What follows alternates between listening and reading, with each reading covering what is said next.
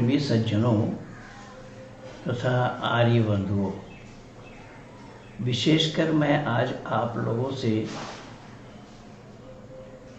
एक बात शेयर करना चाहता हूँ जो सरासर गलत और झूठ बयानी करते हैं लोग। कई सारे दूरदर्शन में मैं देखा हूँ लोगों को कहते हुए सुना भी हूँ, बोलते हुए, जो गलत फहमी के शिकार हैं। और किसी भी चैनल के एंकरों में ये ताकत नहीं कि उस सच्चाई उसके सामने उजागर करे। जैसा एक बहुत छोटी सी बात मैं बोल रहा हूँ, इन लोगों को सुनता हूँ दूरदर्शन में बैठकर के गंगा जमुनी की तहजीब, गंगा जमुनी की तहजीब है ये भारत, और ये भारत हिंदू मुसलमान मिलकर रहते हैं। हिंदू मुस्लिम एकता ये भारत में ही संभव है। पर अफसोस की बात यह है कि आज तक किसी एंकर से मैं ये बातें नहीं सुनी कि कोई भी एंकर उस मौलाना को, उस मियाँ जी को ये कहे कि साहब आपने तो गंगा जमुनी की तहजीब बता दी, लेकिन क्या गंगा स्नान करना आपके लिए जायज़ है या हराम? गंगा का पानी आपके लिए पीना जायज़ है या हराम? आज तक किसी एंकर ने नहीं पूछा। और इसी एक सवाल में ही ये चित्त हो जाएंगे। क्यों? कि इस्लाम में मना है, इस्लाम में सख्त मना है। यहाँ तक कि इस्लाम में बहुत चीज़ ऐसी हैं, बहुत बातें ऐसी हैं जो अल्लाह ने ताकीद किया है मुसलमानों को कि तुम्हें ये नहीं करना है, और कुरान भरा पड़ा है। लेकिन दुर्भाग्य ये है कि हिंदू तो जानते नहीं और ना किसी जानकार को बुलाकर पूछते हैं, ना जानकारी लेते हैं। ये अंधाधुंध ये चलती चली आ रही है। बहुत सारे मौलानाओं को मैं देखा कि वो ये कह रहे हैं गंगा जमुनी की तहजीब है यहाँ पर, इसलिए हिंदू मुस्लिम एकता चाहिए। अभी ये जो कश्मीर फाइल आया है सामने, कश्मीर मूवी जो तैयार किया गया है, जो इस समय शिखर पर है वो फिल्म, जिसको प्रधानमंत्री जी ने देख करके भी समर्थन किया, उसके विरोध में सब इस्लाम वाले उतर आए। जिसके मन में जो आ रहा है वो वही कहे जा रहे हैं, बोले जा रहे हैं। कल मैं राशिद अल्वी को भी देखा दूरदर्शन में बोलते हुए कि प्रधानमंत्री को तो नहीं चाहिए था कम से कम इस पर प्रकाश डालना। लेकिन राशिद अल्वी से मैं पूछना चाहता हूँ कि ये सारा काम तो कांग्रेस के काल में हुआ है, तो कांग्रेसियों ने इस पर संज्ञान क्यों नहीं लिया आज तक? और ये बात जब पलट करके कांग्रेस के ऊपर आ रही है या कांग्रेसियों पर आ रही है तो ये चिंपो करने लगे हैं। तो ये अफसोस है। आइए मैं कुछ तथ्य आप लोगों को दे रहा हूँ कि इस्लाम वाले भले ही ये कहें कि हम हिंदू मुस्लिम एकता हम अपने दिल में जगह रखते हैं इस्लाम वालों के लिए, तो यह कभी भी सही नहीं है। कैसा? तो केवल हमारे कहने पर नहीं, आप देखेंगे इस्लाम की जो मान्यता है उसे देखेंगे तो साफ पता चल जाएगा। मैं कुछ तथ्य आप लोगों को दे रहा हूँ कि वाकई में इस्लाम किसी और को सहन किया है या नहीं। अल्लाह ने मुसलमानों को औरों को सहन करने की बात कही है या नहीं?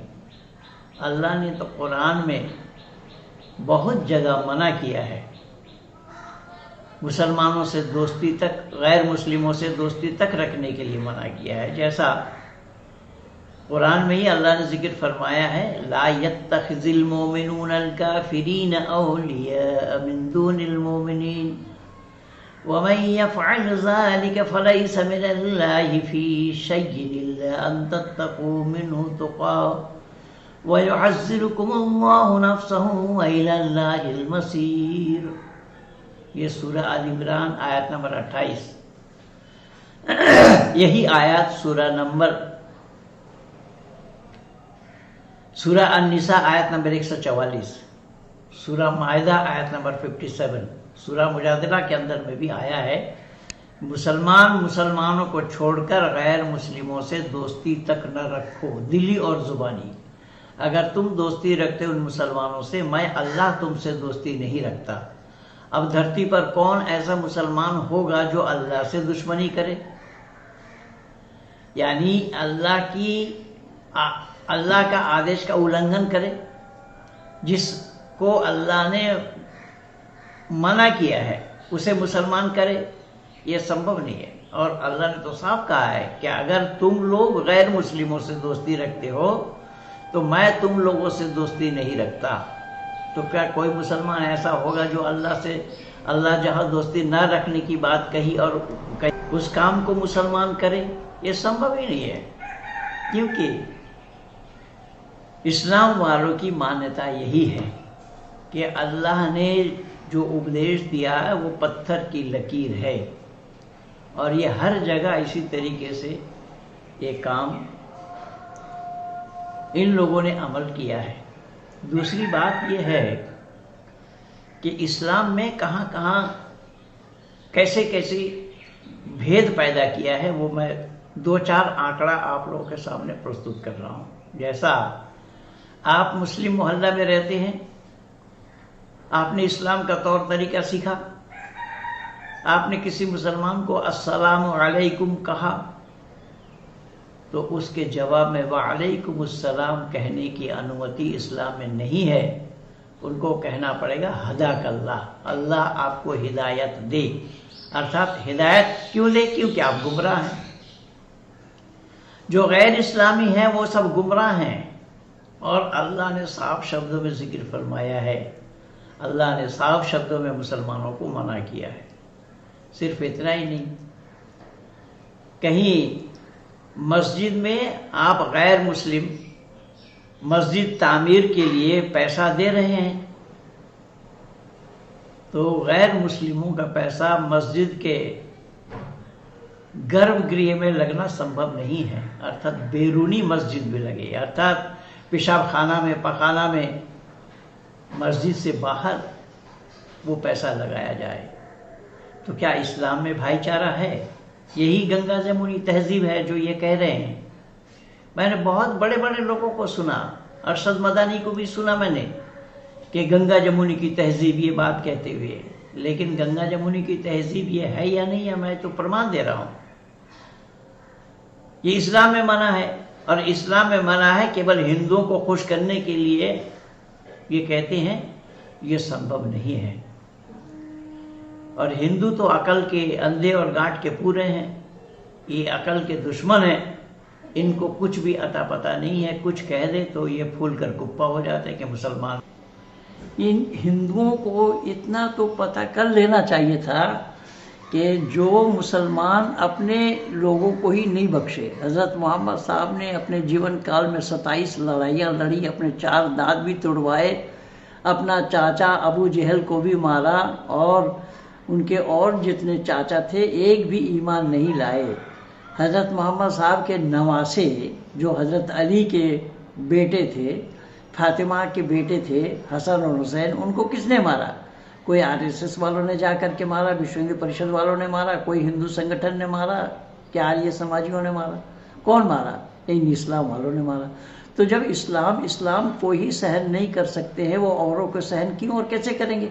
पर हिंदुओं को यह अकल नहीं है।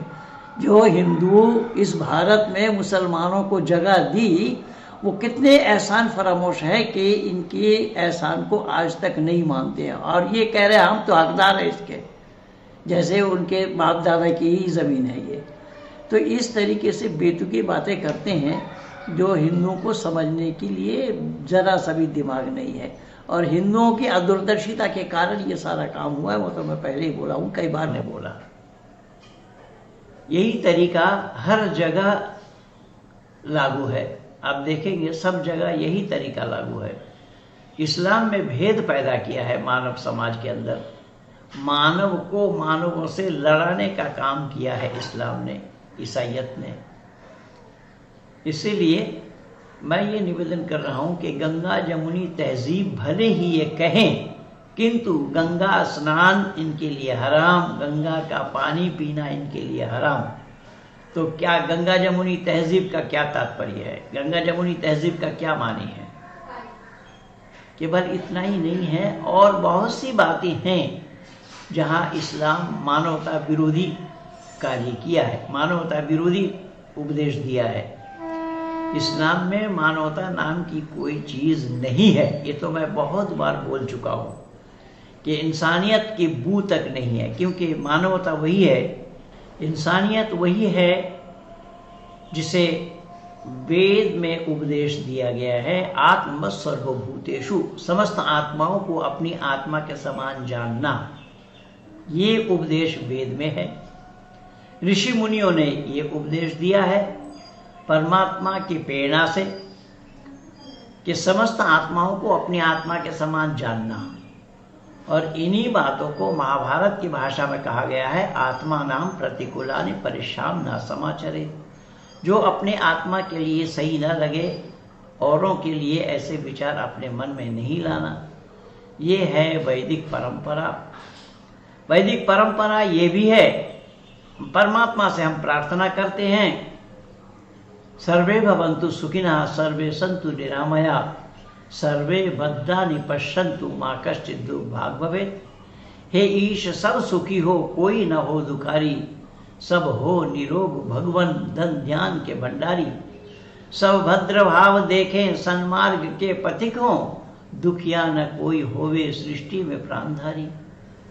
प्राणी मात्र के लिए हम प्रार्थना करते हैं, प्राणी मात्र के लिए ये बताया गया है। लेकिन इस्लाम में ये बातें हैं क्या? इस्लाम में क्या सिखाया गया है? इस्लाम में ये बताया गया, वक़ाल नूह रब्बी ला तज़र अलल अर्द मिनल काफ़िरीन दय्यारा इन्नका इन तज़रहुम युज़िल्लु इबादक वला यलिदु इल्ला फ़ाजिरन कफ़्फ़ारा रब्बि इग़फ़िर ली वलिवलिदैय वलिमन दख़ल बैती मुमिनन वलिलमुमिनीन वल्मुमिनात वला तज़िदिज़ ज़ालिमीन इल्ला तबारा। हज़रत नूह ने अल्लाह से ये दुआ मांगी, क्या अल्लाह दुनिया को फना कर दे, दुनिया को तबाह कर दे, दुनिया को बर्बाद कर दे, दुनिया वालों का बेड़ा गर्क कर दे, क्योंकि अगर तू इस हालात में छोड़ेगा तो सब के सब लोग काफिर हो जाएंगे, सब के सब कुफ्र करने लगेंगे। इसलिए अल्लाह हमें बचा, हमारा बीवी और बच्चा को बचा, हमारा अहल वयाल को बचा, जो लोग हमारे घर में दाखिल हैं उन लोगों को बचा, बाकी दुनिया वालों को तबाह कर दे। ये एक पैगंबर अल्लाह से दुआ मांग रहे हैं, अल्लाह से दुआ मांग रहे हैं कि ये तो कलामुल्लाह है, ये अल्लाह की कलाम है। अब अल्लाह ने अपने कलाम में ये बताया कि इस तरीके की बातें करो, और एक दो जगह नहीं, अनेक जगह कुरान भरा पड़ा है, मैं दावा के साथ कह रहा हूँ। लेकिन आश्चर्य की बात यह है कि वाकई में कुरान मानने वाली पुस्तक है, मानने लायक पुस्तक है, इस पर चिंतन और विचार करना है।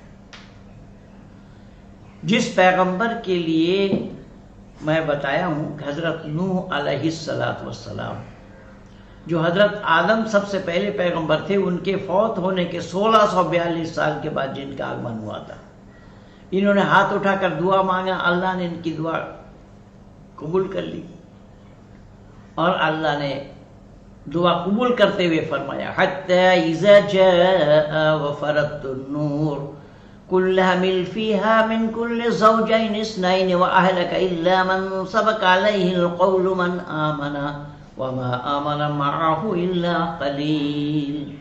अल्लाह ने नूह को बताया कि ठीक है, अगर ऐसा कर चाहता है तू एक नाव बना, एक कश्ती तैयार कर, और उसमें सब दो दो जोड़ी ले जा, मैं दुनिया को फना करता हूँ। और नूह ने ऐसा ही किया, दो दो जोड़ी ले आए, और उसमें कहीं शेर के छींक से बिल्ली पैदा हो रही है, कहीं कुछ हो रहा है, कहीं कुछ हो रहा है, ये सब किंवदंती है, संपूर्ण कुरान भरा पड़ा है।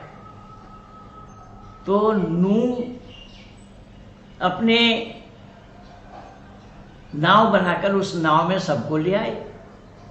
लेकिन बंधु, आप लोगों को पता होना चाहिए कि नूह की पत्नी थी, वो नूह के मातहत नहीं थी, नूह की उपदेश को सुनने वाली नहीं थी, नूह के विरोधी थी, अर्थात वो काफिर थी।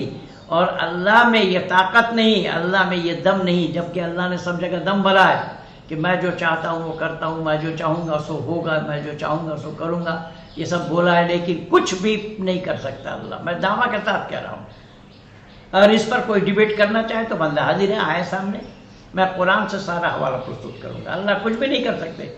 नूह की पत्नी को अल्लाह अपने दीन में नहीं मिला सके। ठीक इसी तरीके से लूत की पत्नी भी लूत की विरोधी थी, लूत को भी अल्लाह ने अपने दीन में नहीं मिला पाए।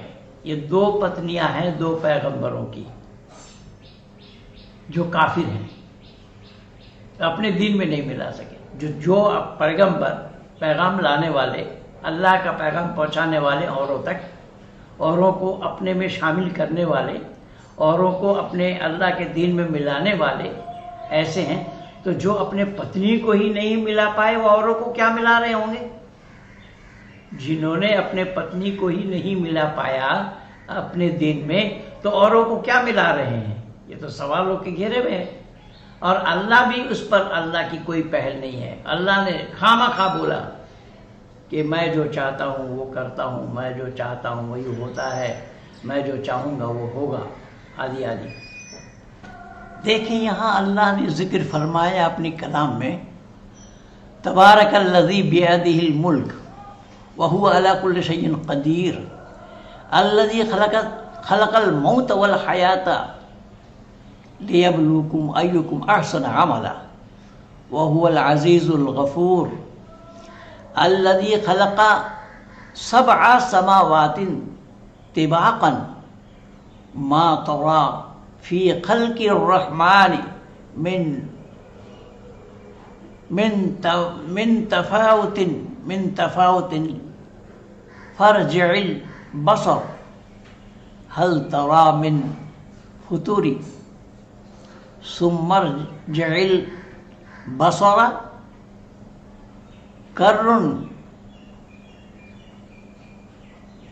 कर्रुतैनि यनक़लिब इलैकल बसर खाशिअन वहुवल हसीर वलक़द ज़य्यन्नल समाअ दुनिया बिमा स्वाबिहा वजअलनाहा रजुमन लिश्शयातीन वअतदना लहुम अज़ाबस सईर। अब सुनिए ये अल्लाह ने क्या फरमाया। वो खुदा बड़ा बुलंद शान वाला है जिसके कब्ज़े में तमाम बादशाही और वो हर चीज़ पर कादिर है। देखिए हर चीज़ पर कादिर है, लेकिन मैं पहले ही बोला हूँ कि अल्लाह शैतान को सीधा कराने में कादिर नहीं है। आदम को जिस फल को खाने के लिए मना किया था उसे खाया, उस पर भी अल्लाह कादिर नहीं है। अल्लाह कादिर नहीं है नूह के अहलिया को अपने दीन में मिलाने में, अल्लाह कादिर नहीं है। लूत के पत्नी को अपने दीन में मिलाने में अल्लाह कादिर नहीं है। और यहाँ अल्लाह डिंग हाँक रहे हैं, अल्लाह बादशाह है और वो हर चीज़ पर कादिर है। जिसने मौत और ज़िंदगी को पैदा किया, देखिए मौत और ज़िंदगी को पैदा करना पड़ता है अल्लाह। ये दुनिया वाले पढ़े लिखे लोग ज़रा इस पर विचार करेंगे कि मौत क्या है जिसको पैदा अल्लाह ने किया है, ज़िंदगी क्या है जिसको पैदा अल्लाह ने किया, ताकि तुम्हारी आजमाइश करे। अल्लाह को आजमाइश करना होता है। अल्लाह को सर्वोच्च नहीं है, सबकी इल्म नहीं है, सब बातों को नहीं जानते हैं कि तुम्हें कौन शख्स अमल में ज़्यादा अच्छा है, और वो ज़बरदस्त और बख्शने वाला है। देखिए अल्लाह बख्शने वाला है और ज़बरदस्त है। पर बख्शता किसको है? जो ईमान ले आए, जो इस्लाम को स्वीकार करे उसको बख्शते हैं, और जो इस्लाम को स्वीकार नहीं किया उसको बख्शने वाला नहीं है। तो पक्षपात का दोष कहाँ लग रहा है? पक्षपात का दोष अल्लाह में ही लग रहा है। जिसने 7 आसमान ऊपर नीचे पैदा किया। देखिए 7 आसमान ऊपर नीचे पैदा किया, ये कोई साइंस वाला माने या ना माने, लेकिन MBBS मुन्ना भाई मेडिकल साइंस, MBBS मुन्ना भाई डॉक्टर जाकिर नाइक इसको सच मान रहा है। ज़मीन और आसमान को नीचे ऊपर पैदा किया तो खुदा की उस कारीगरी में कोई खलल ना देखेगा, खुदा की इस कारीगरी में कोई खलल ना देखेगा। जो तू अब तक की बार फिर निगाह डालकर देख ले, कहीं तुझको कोई खलल नज़र आता है। यानी बिना सोचे तूने बहुत बार देखा होगा, अब की बार भी सोच फिक्र से निगाह कर, फिर बार बार निगाह डालकर देख, आखिरकार निगाह जलील और आजिज होकर तेरी तरफ लौट जाएगी। और हमने करीब के आसमान को चिरागों यानी सितारों से सजा रखा है। करीब के आसमान को यानी ऊपर वाले आसमान में सितारा नहीं है। सुनिए ये अल्लाह का साइंस देखिए, अल्लाह का साइंस क्या है कि जो नीचे वाले आसमान है, करीब वाली आसमान है, उस आसमान को सितारा से अल्लाह ने सजा रखा है। तो इससे ऊपर वाला जो आसमान होगा उसमें सितारा नहीं है। और हमने उन सितारों को शैतानों को मारने का जरिया भी बना दिया। देखिए वो सितारा क्यों है, सितारा को शैतान को मारने के लिए जरिया बनाया। अब शैतान को अल्लाह ने पैदा किया, अब शैतान को मारने की ज़रूरत अल्लाह को पड़ी। अब सितारा से अल्लाह मार रहे हैं, 1400 साल से ऊपर हो गया, अब तक शैतान को अल्लाह मार नहीं पाए। तो मुसलमान कहाँ से मारेंगे, कैसे मारेंगे? ये तो आप लोग देखते हैं, हज करने के लिए जाते हैं और हर बार ये कंकड़ मारते हैं पिलर में। अगर शैतान हो तो मारे, पिलर पर कंकड़ मारा जाता है तो शैतान तो फिर अगले साल फिर तैयार हो जाता है। यही तो कारण है कि शैतान को जब अल्लाह ने नहीं मार पाया तो ये मुसलमान कहाँ से मारते भला? शैतान को मारने का जरिया भी बना दिया है। और हमने उस शैतानों के, अब यहाँ शैतानों कोष्टक में लिखा है शैतानों, अब शैतान एक बना था, शैतान अनेक बने थे। शैतानों के लिए उनके कुफ्र की वजह से दोज़ख का अजाब भी तैयार कर रखा है। ये देखिए ये अल्लाह ने क्या कहा है। और इसमें जो इसकी शान नुज़ूल है, तफसीर इब्न कसीर में क्या लिखा है, अल्लाह की ज़ात बड़ी बरकत वाली है। अल्लाह अपनी ज़ात की तारीफ़ खुद कर रहे हैं। अल्लाह ताला अपनी तारीफ़ बयान फरमा रहे हैं और बता रहे हैं कि तमाम मखलूक पर उसी का ही कब्ज़ा है, जो चाहे करे, कोई उसके हुक्म का टालने वाला नहीं हो सकता। अफसोस अफसोस अफसोस की बात तो यह है कि इन तफसीरकार लिखने वाले ने भी ये ध्यान नहीं दिया। ये तफसीर इब्न कसीर में ये बताया गया है कि जो चाहे सो करे, उसके हुक्म को कोई टालने वाला नहीं है। लेकिन मैं आप लोगों को दिखा दिया, अल्लाह का हुक्म टाला शैतान ने, अल्लाह का हुक्म टाला आदम ने, अल्लाह का हुक्म टाला नबियों की पत्नियों ने। यानी 2 नबी का नाम मैं बताया हूँ, ऐसे अनेक प्रमाण है। अल्लाह कह रहे हैं कि तेरी कुदरत में कोई खोटपन नहीं है, कोई खोटपन नहीं है, उसमें कोई कमी नहीं दिख पाएगा। क्या ये 80 साल से ऊपर बूढ़ी महिला को, बांझ महिला का संतान होना, क्या ये खोटपन नहीं है? कौन मेडिकल साइंस वाला इसको मान लेगा सच? अच्छा फिर आगे चलिए क्या लिखा है, उसके गलबे रहमत और अदल की वजह से उससे कोई पूछताछ भी नहीं कर सकता। यह तमाम चीज़ों पर कुदरत रखने वाला है, वो तमाम चीज़ों पर कुदरत रखने वाला है। कौन? अल्लाह। तो तमाम चीज़ों पर अल्लाह अगर कुदरत रखने वाला है तो शैतान को सीधा क्यों नहीं करा पाए? आदम को मना करने से मनवा क्यों नहीं पाए? नूह के पत्नी को क्यों मनवा नहीं पाए? लूत के पत्नी को क्यों मनवा नहीं पाए? और जो कुछ भी हो रहा है सब अल्लाह के मर्जी से ही हो रहा है, ये बताया जा रहा है। तो ये दोनों परस्पर विरोधी बातें हैं। फिर अपना मौत व जिंदगी को पैदा करना बयान फरमा रहा है। फिर अपना मौत और जिंदगी को, यानी क्या अपना, या अल्लाह ने खुद कहा, तो क्या अल्लाह की मौत और जिंदगी की बात की जा रही है? क्योंकि वो भी पैदा की हुई है, जिंदगी और मौत ये पैदा की हुई है। आयत का मतलब ये है कि तमाम मखलूक को आदम से वजूद में लाया ताकि अच्छे आमाल का इम्तिहान हो जाए, जैसे ये कुरान में कहा गया है। इसीलिए मैं आज आप लोगों को एक बयान और दे रहा हूँ जो कि आप लोग भी समझने का प्रयास करेंगे कि इसमें अल्लाह ने खुद कहा है, अल्लाह ने खुद फरमाया है, और हर एक सूरा के प्रथम में यह बताया गया है। ऋषि दयानंद ने इन्हीं पर ही सवाल उठाया है।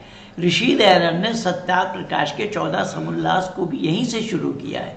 यहाँ ये मैं अभी आप लोगों को बोला, ये सूरा मुल्क, सूरा नंबर 67 है, और इसमें क्या बताया अल्लाह ने सूरा मुल्क में कि बिस्मिल्लाहिर्रहमानिर्रहीम, शुरू करता हूँ अल्लाह के नाम से जो निहायत मेहरबान बड़े रहम वाले हैं। देखिए अल्लाह ने खुद शुरू किया, जो बड़े मेहरबान और निहायत रहम करने वाला है वो अल्लाह, उस अल्लाह के नाम से शुरू किया। इसका मतलब यही निकला, इसका मतलब ये हुआ कि इसका शुरू करने वाला जो अल्लाह है वो अल्लाह नहीं है, अर्थात जो अल्लाह बड़ा है, जो निहायत रहम करने वाला है, जो मेहरबान है, उसी के नाम से अल्लाह ने शुरू किया। क्यों कि ये जो बोलने वाला अल्लाह है ये अल्लाह रहम वाला नहीं है। अगर ये रहम वाले होते तो फिर पशुओं के गले में छुरी चलाने का हुक्म ना देते। इसीलिए अल्लाह ने ये खुद जिक्र फरमा रहा है, खुद जिक्र फरमाया है कि वो अल्लाह, जिस अल्लाह के नाम से मैं शुरू किया हूँ वो कौन है, उसका परिचय ले लो कि वो बड़ा मेहरबान है, निहायत मेहरबान है, बड़ा रहम वाला है, उसके नाम से मैं शुरू किया हूँ। तो इससे साफ पता लगा ये कुरान कलामुल्लाह नहीं है। इसी तरीके से मैं निवेदन कर रहा हूँ कि आज संपूर्ण धरती पर इन्हीं इस्लाम वालों के कारण ही ये सारा बखेड़ा हुआ है। मानवता पर कुठाराघात इसी आधार पर ही हुआ है। मानवता पर कुठाराघात, मानव को मानव से लड़ाने का काम इन्हीं अल्लाह का है। इसीलिए मैं जितना भी प्रमाण दूंगा उतना ही कम और थोड़ा होगा। मैं ये सारा प्रमाण 39 वर्षों से देता आया हूँ, देता आ रहा हूँ। आज तक जो आया सामने वो मुंह के बल गिरा, अब सामने आने के लिए कोई तैयारी नहीं है। इसीलिए बंधुओं कि इस्लाम ने मानव समाज के अंदर में भेदभाव पैदा किया, मानव को मानव से लड़ाया, मानव से मानव को ही नहीं लड़ाया, अपितु इस्लाम ने अपने रिश्तेदारों से भी लड़ाया। अर्थात इस्लाम में जो लड़ाई हुई है आदम से लेकर के मोहम्मद तक देखेंगे, सब जगह पैगंबरों के द्वारा यही हुआ है।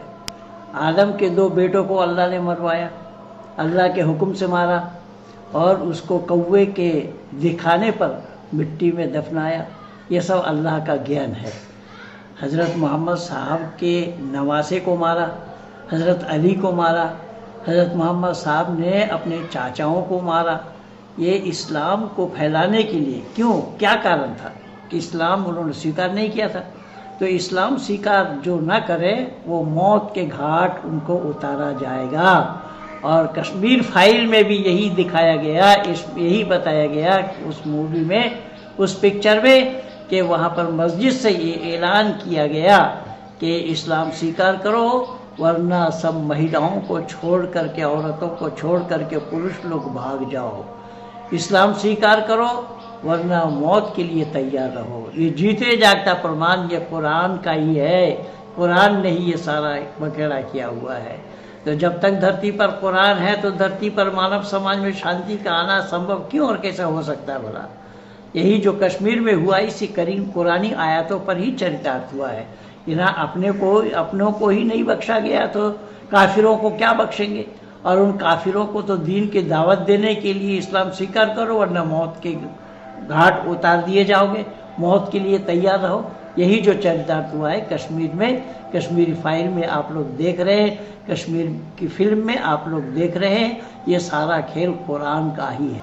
जब अपने को ही नहीं बख्शा गया या अपनों को ही नहीं बख्शा गया तो औरों को क्या बख्शेंगे। मैं बार बार कह रहा हूँ कि इस्लाम ने अपनों को ही नहीं बख्शा, हज़रत मोहम्मद साहब ने अपने चाचाओं को मौत के घाट उतारा है। तो जो अपनों को नहीं बख्शा, केवल कारण क्या था, वजह क्या थी कि इस्लाम स्वीकार नहीं किया। तो जब वो लोग इस्लाम स्वीकार नहीं किए, उन्हें वो ये मार सकते हैं, मौत के घाट उतार सकते हैं, तो कश्मीरी पंडितों को, काफिरों को मौत के घाट उतारे में इस्लाम के लिए कौन सी बड़ी बात है भाई। मानव को मानव से दुश्मनी सिखाई, ये सब काम अल्लाह का किया हुआ है। इसीलिए मैं निवेदन कर रहा हूँ कि इस्लाम, ये मानिए कि शायद एक कैंसर रूपी रोग है। ये रोग जिसको पकड़ लिया है वो उससे बाहर नहीं हो पाया, वो उससे अलग नहीं हो पाया। बहुत कम ही लोग हैं विलक्षण प्रतिभा संपन्न जो इस रोग को जानकर इस रोग से मुक्ति पाने के लिए प्रयास किया है और कर रहे हैं। ऐसे ही बहुत सारे लोगों को मैं प्रयास करता हुआ पाया, बहुत सारे लोगों से मैं प्रयास कराया, ये सब बातें सामने आई हुई हैं। कल मैं देख रहा था दूरदर्शन में, ये शोएब जमई जो है ये बहुत चिल्लाता है। मैं तो जो 29 दिन का कार्यक्रम मेरा चला था वसीम रिजवी को लेकर के, मैं सुदर्शन न्यूज चैनल के डायरेक्टर माननीय सुरेश चौहान के जी से कहा था कि शोएब जमाई को एक बार बुला लीजिए इस डिबेट में, तो उनकी भी खबर लेते हैं। कल मैं देख रहा था ये शोएब जमाई, इससे पहले देखिए शोएब जमाई वो व्यक्ति है जो जूता दिखा रहा है उसी चैनल में, और एंकर में ये दम नहीं है कि उसको हटाए वहां से। ये एंकर वो है जो अमीश देवगन, जो खाली भांजता है, चिल्लाता है, भौंकता है, उसके पास रोकने के लिए कोई ताकत नहीं। वो मिश्रा जी को जो बीजेपी के हैं उनको वो चप्पल दिखा रहा था, जूता से मारूंगा। अब इससे ये अंदाजा लगा लीजिए कि इस्लाम क्या है और इस्लाम के नुमाइंदा है। कल मैं उसको सुना, वो जो अपने लखनऊ वाले हैं वकील साहब जो राष्ट्रीयता पर बोलते हैं, उनसे कह रहा था कि आपको मैं इस्लाम वाला मान लूंगा, जबकि वो शिया संप्रदाय से ताल्लुक़ रखते हैं, उनको मान लूंगा। आप जो लखनऊ के रहने वाले हैं, शिया परिवार से ताल्लुक़ रखते हैं, रिजवान अहमद साहब, वो जब बोल रहे थे तो वो ये शोएब जमाई उनसे पूछ रहे थे कि वज़ू में और गुस्ल में कितना फ़र्ज़ है और कितना सुन्नत है, जबकि वो प्रकरण नहीं था। वो कह रहे हैं कि मैं आपको मान लूँगा कि आप इस्लाम के स्कॉलर हैं, इस्लाम के जानने वाले हैं, वज़ू में और गुस्ल में कितना फ़र्ज़, कितना सुन्नत, कितना वाजिब, कितना मुस्तहब है, ये बताएं। अब देखिए वहाँ डिबेट क्या चल रहा है। बात चल रही थी कश्मीर फिल्म को लेकर, कश्मीरियों पर जो जुल्म हुआ है वो सही है या गलत, और किसी एंकरों में ये दम नहीं है कि ये बोले भाई जो सवाल पूछा गया उसका जवाब दो। वो कोई गुजरात ले आ रहे हैं, कोई और कहीं ले आ रहे हैं, और कोई उसमें ये भी कह रहे हैं, माजिद जो है वो कश्मीर वाला वो किसान आंदोलन ले आ रहा है। इस तरीके से बात का बतंगड़ बनाया जा रहा है। जो सवाल पूछा गया उसका जवाब नहीं आया। कोई एंकरों में किसी भी, केवल अमीश देवगन ने, किसी भी एंकर को मैंने नहीं देखा कि ये कहे कि भाई जो सवाल पूछा उसका जवाब दो। अगर जवाब आप नहीं देते हो तो खामोश रहो, बैठे रहो, मैं पूछूंगा नहीं आपसे, ये नहीं होता। दूरदर्शन वाले भी इस तरीके से बात का बतंगड़ बना रहे हैं। इनको भी कुछ अता पता नहीं है, पता नहीं इन एंकरों को कहाँ से ट्रेनिंग दी जाती है, कहाँ से ट्रेनिंग मिलता है, इनको कहाँ से ये सीख करके आते हैं। इनको इतना भी सलीका नहीं सिखाया गया, इतनी भी बात उनको नहीं सिखाई गई। तो अमीश देवगन से वो अमीश देवगन के चैनल में वो पूछ रहे हैं हमारे माननीय वकील साहब से जो शिया संप्रदाय से ताल्लुक़ रखते हैं, उनसे आपको मैं मानूंगा, आप वज़ू में और गुस्ल में कितना फ़र्ज़ है और कितना सुन्नत है ये बता दें। अरे वज़ू में फ़र्ज़ और सुन्नत के लिए वहाँ चर्चा चल रही है क्या? ऐसा ही हुआ था मेरे साथ सुदर्शन न्यूज चैनल में भी। सुदर्शन न्यूज चैनल में वो सुदर्शन न्यूज चैनल में भी मौलाना साजिद रशीदी ने भी यही किया था। जब वो मेरे से पूछ रहा था गुस्ल मुर्दों को कैसे कराया जाता है, जबकि वो कोई प्रकरण नहीं था, वो माफ़ी खुद मांगा। साजिद रशीदी ने चैनल में बैठ करके माफ़ी मांगा और सवाल मेरे से कर रहा है। ये है साहब से जो पूछा जा रहा है, जबकि गलती उनकी थी, उन्होंने माफ़ी भी मांगा है, माफ़ी भी उन्होंने मांगी, और वो मेरे से पूछ रहा है कि मुर्दों को कैसा नहलाया जाता है। अरे मुर्दों नहलाने की बात वहाँ चल रही है क्या? मुर्दों को नहलाओ के मुर्दों को नहलाने, जहाँ पानी नहीं है वहाँ कैसे नहलाओगे? और नहाया कहाँ जाएगा? क्या इस्लाम की मान्यता लिखी मुर्दों के मुंह में कुल्ला तो कराया जाएगा नहीं, और कुल्ला करना फर्ज है। नाक के गर्म गोश्त तक पानी पहुंचाना फर्ज है, तो ये मुर्दों को कैसे कराओगे? तुम्हारा फर्ज छूटा, सुन्नत छूटा, वाजिब छूटा, मुस्ताहब छूटा, सारा छूटा। एक बात मैं आज पूछना चाहता हूं, ये शोएब जमई से, कि भाई जिस वजू की बात आप कर रहे हो, अगर वो नहीं बता पाया, मेरे सामने आओ किसी दिन, मैं बता दूंगा कितने फर्ज है, कितने सुन्नत है, कितने वाजिब है, कितने मुस्ताहब है गुस्ल में और नमाज में। पर मैं ये बताना चाहता हूं कि वजू टूटती कब है, वजू टूटती कब है। तो दुनिया वालों को यह पता होना चाहिए कि वजू टूटती, बहुत कारण वजू टूटने का। घुटना तक कपड़ा उठाने से भी वजू टूटेंगी, और रीह खारिज होने पर भी वजू टूटती है। रीह खारिज समझते ना, अपान वायु छोड़ने पर भी वजू टूटती है। अब वजू टूटने पर वजू किया जाएगा, वजू किया जाएगा, कुल्ला करना, नाक के गर्म गोश्त तक पानी पहुंचाना, पूरे चेहरे को धोना, हाथ के टखने तक धोना, और पाँव को भी धोना, फिर मसाह करना, 3 उंगली इस तरीके से मिलाकर हाथ के पानी को सुखा देना, फिर यहाँ पीछे से ला करके गर्दन में हाथ उल्टा पोंछना, हाथ को सुखा देना है। ये वजू की तरीका है, वजू का कायदा है। ये वजू किया किससे? रीह खारिज होने पर, अपान वायु छूटने पर वजू टूटी। लेकिन अपान वायु कहां से निकली भाई? निकली कहां से? जहां से वो निकली उस जगह को धोया जाएगा। देखिए इस्लाम में क्या जहालत है कि अपान वायु निकलने से वजू टूट जाती है, इनकी ये मान्यता है। तो अपान वायु निकली कहाँ से? वो स्थान को धोया जाएगा क्या? वो स्थान को धोया जाता है क्या? जैसा उदाहरण के रूप में मान लीजिए कि थूका हमने, तो जहाँ थूका, जिस जगह पे थूका उस जगह को धोएंगे या मुंह को धोएंगे? यहाँ भी बात वही हो रही है। अपान वायु जहाँ से निकली उस जगह को धोया नहीं गया, उस जगह को धोया नहीं जाएगा, वजू बनाना पड़ेगा, मुंह हाथ धो।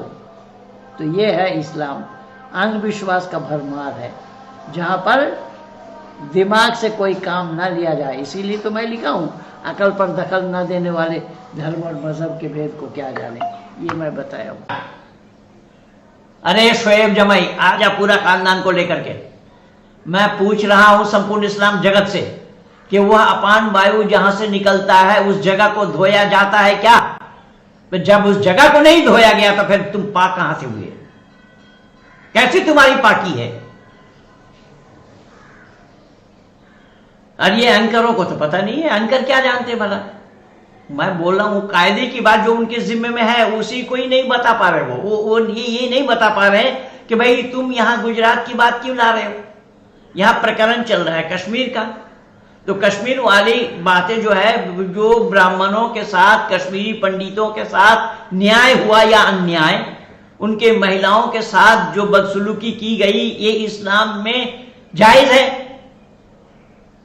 वक़ातिलू हत्ता ला तकून फितरतुन व यकून अद-दीनु लिल्लाह, कुरान में अल्लाह ने कहा जब तक अल्लाह का दीन दुनिया में फैल न जावे, काफिरों को जहां पाओ वहीं कत्ल करो। अब वहां तो मौका मिला था, तभी तो मस्जिद से यह आवाज लगाई गई कि अपने औरतों को छोड़ करके मर्द यहां से निकल जाएं। ये तो है इस्लाम। इसीलिए इस्लामियों से कहने से पहले इस्लाम को जानना पड़ेगा। इस्लाम क्या है? इस्लाम एक कैंसर है, कैंसर। और इस कैंसर रोग से मैंने मुक्ति पाई है, बहुतों को मुक्ति दिलाया हूं। इसलिए बंधुओं, मैं अधिक न कहता हुआ केवल आप लोगों से इतना ही इशारा किया कि सच्चाई कोसों दूर है, सच्चाई से इस्लाम कोसों दूर है, सच्चाई से इस्लाम के मानने वाले कोसों दूर हैं। ये इंसानियत को नहीं जानते हैं। इंसानियत के विरुद्ध बहुत सारा काम इस्लाम में है, जो इस्लाम का उपदेश है। या अय्युहन नबी हर्रिल मोमिनीन अला क़िताल इन यकुम मिनकुम, अल्लाह ने साफ शब्दों में जिक्र फरमाया कि मुसलमानों, काफिरों के खिलाफ जिहाद करो। तुम 20 मुसलमान हो, 200 काफिरों पर भारी पड़ोगे। तुम 100 हो, 1000 पर भारी पड़ोगे। ये है इस्लाम, ये है कुरान, ये है कुरानी अल्लाह। केवल इतना ही नहीं, मैं निवेदन कर रहा हूं, अल्लाह ने तो यही इसीलिए बोला ना, जो अल्लाह रहम करने वाला में निहायत मेहरबान है, उसके नाम से शुरू किया। तो ये अल्लाह जो उपदेश दे रहे हैं कुरान कि जो अल्लाह है, ये अल्लाह रहम वाला नहीं है। अगर रहम वाले होते तो औरों को कत्ल करने का हुक्म क्यों देते, कैसे देते? ये सब कायदे की बात है। इसीलिए मैं दावा के साथ ये कह रहा हूं कि ये सब बाउंडर मचाए हुए हैं इस्लाम के नाम से, और इस्लाम कोई धर्म नहीं है। इसलिए मैंने 2 टुक में ही इस्लाम वालों से ये सवाल किया कि कुरान को कोई कलामुल्लाह सिद्ध करे और इस्लाम को कोई धर्म सिद्ध करे। ये 2 चुनौती मैं दिया हूं और कयामत तक समय दे रखा हूं। जो आया वो मुंह के बल गिरा, जवाब नहीं है इन लोगों के पास। इसलिए मैं निवेदन कर रहा हूं कि वाकई में ये जो कुछ भी हो रहा है, ये सब मानवता विरोधी कार्य हो रहा है, मानवता विरुद्ध कार्य चल रहा है। जो कश्मीरियों के साथ जो अत्याचार हुआ है, जो बेदर्दी के साथ उन लोगों के साथ जो बर्ताव किया है, यही इस्लामिक शिक्षा है। अगर माननीय प्रधानमंत्री जी ने उस फिल्म को देख करके अगर सहमति दी तो कौन सा गुनाह कर दिया? वो मानवता पर कुठाराघात हो रहा है, तो मानवता पर कुठाराघात करने वालों के लिए बोला नहीं जाएगा क्या? मैं भी तो बोल रहा हूं, जहां पर मानवता पर कुठाराघात किया गया है उस पर ही बोला जाएगा। क्या यही मानवता इस्लाम ने सिखाया है कि काफिर औरतों के साथ दुर्व्यवहार करो, उनके साथ व्यभिचार करो, उनकी इज्जत लूटो? और ये तो पुरानी शिक्षा है। वल मुहसनातु मिनन निसाई इल्ला मा मलकत अयमानुकुम, अल्लाह ने कहा दाहिना हाथ में तुम्हारे जितने शक्ति है पकड़ करके ले आओ काफिर औरतों को। जो शादीशुदा है उनको छोड़ो, जो शादीशुदा नहीं उनसे निकाह करो। ये अल्लाह का हुक्म है। तो ये है अल्लाह वाले, इसलिए ये कोई धर्म नहीं है। ये जबरदस्ती कर रहे हैं। सब जबरदस्ती करने के कारण आज जो जजों को जो Z+ गार्ड दिया जा रहा है, इसका तो यही नतीजा है। इसी पर ही चर्चा कल चैनल में, कई चैनलों में देखा कि ये इस पर भी चर्चा हो रही है कि जजों को सुरक्षा दी जाएगी, जज हमारे सुरक्षा घेरे में रहेंगे। और दे कौन रहे हैं धमकी? उनको छोटे छोटे बच्चे उनको धमकियां दे रहे हैं, जैसा शाहीन बाग में देखा था आप लोगों ने। और यही शाहीन बाग वाला है शोएब जमाई। उन दिनों में अगर किसी चैनल में मुझे बुलाया गया होता तो मैं इनको धज्जियां उड़ा करके रख देता, इनको निर्वस्त्र करके रख देता। लेकिन अफसोस तो इन बातों से है कि यह चैनल वाले जानकार लोगों को कभी बुलाते नहीं है, अनजान अनभिज्ञ लोगों को बुला करके उनसे सुनते हैं। और ये उनको रोकने के लिए भी इनके पास ताकत नहीं है, इनके पास टू द पॉइंट सवाल करने के लिए भी इल्म नहीं है। ये सब हो रहा है। इसलिए मैं निवेदन कर रहा हूं, कश्मीर में जो हुआ है कश्मीरियों के साथ, वो कुरानी हुक्म है, अल्लाह का आदेश है। उन आदेशों का पालन कश्मीरी मुसलमानों ने किया है। ये हृदय विदारक घटना है। इसीलिए ये सब जगह, कल मैं एक देख रहा था खरी बात को, हमारे भाई खरी बात वाले ने भी बंगाल की वो घटना याद दिलाई। डायरेक्ट एक्शन डायरेक्ट एक्शन क्या था, और उसमें गांधी की मौन साधना, वो सब दूरदर्शन में, न्यूज़ चैनल में ये सब दिखाना चाहिए, ज़बरदस्त तरीके से दिखाना चाहिए। पिछले दिन हम लोगों ने ये प्लान किया था कि काला पहाड़ की घटना क्या है, उसकी मूवी बना करके उसको भी दिखाया जाए। पंडित कालीचरण काला पहाड़ कैसे बना और इस्लाम को कैसे स्वीकार किया, 74.5 मन जनेऊ कैसे इकट्ठा किया ब्राह्मणों को कत्ल करके, कौन दोषी है।